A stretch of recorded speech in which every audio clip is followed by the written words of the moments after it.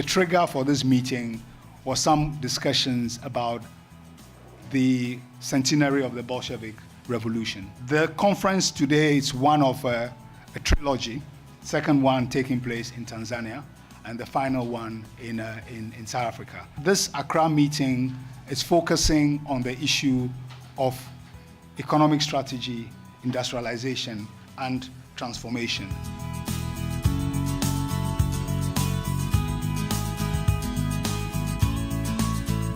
If I was to give a one-word answer to the question, why is industrialization in Africa important, that one-word answer would be history.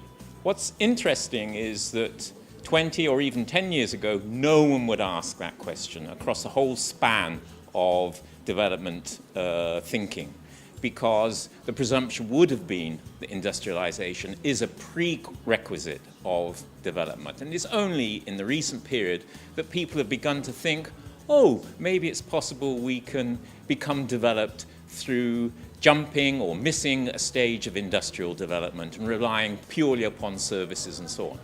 Just to show how seriously I took the invitation, I thought I ought to learn about Africa, so I read loads of books and I started looking at news feeds, and even these start telling you what you need to know is about corruption, imprisonments, fiscal deficits, IFI loans, manipulations, politicians traveling abroad to have their health dealt with, Moody's ratings, and so on.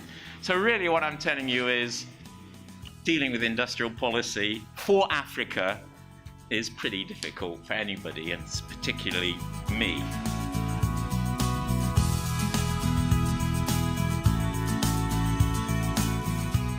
As an activist, working on human rights issues, let me talk about the mining issue.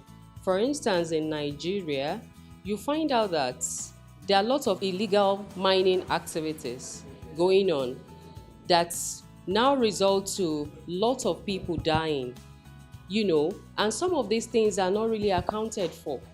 The rich are just getting richer, then the poor getting poorer. In Nigeria, you see the way they hide money in overhead tanks, in sockaway, in all those things. So what I'm trying to see is that how do we, as one voice, this platform, on this group, make sure that what's that thing that we're going to use to nail them and they can't even think of staying back? Thank you.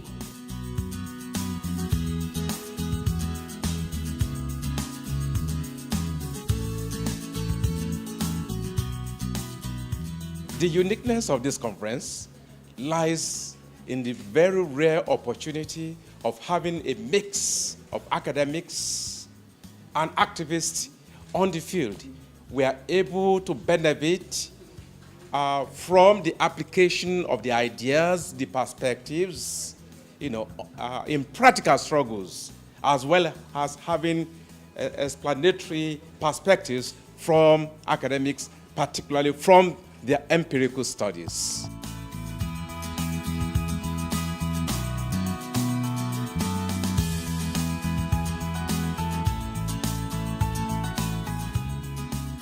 Things like investment rules, intellectual property, were not seen as a remit of trade regulation. They were outside it. Until the WTO came, right, intellectual property was not part of trade. And I come and say, in fact, it's an anomaly to have it there. Today, the trade and investment regime is no more about regulating the cross-border relationship between sovereign states. It's not. Actually, what we have is a set of policies which are intervening in what they call behind the border.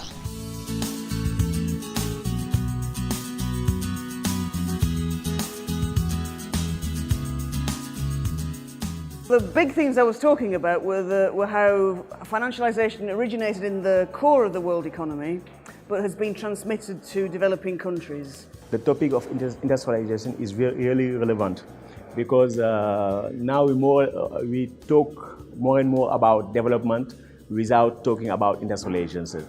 And without industrialization, you can have real development, but more or less extractivism. Bringing activists and academics together is a really worthwhile process.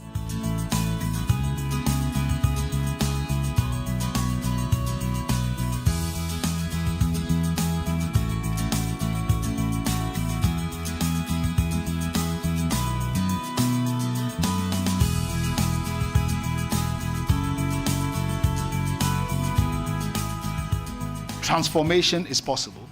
Ordinary people can effect change, but also the agenda of change also involves a process of experimentation, a process of interrogating. There's no blueprint to pick. So even in the down times, it's a moment of being able to look at what is going on and to see the possibilities as we go forward.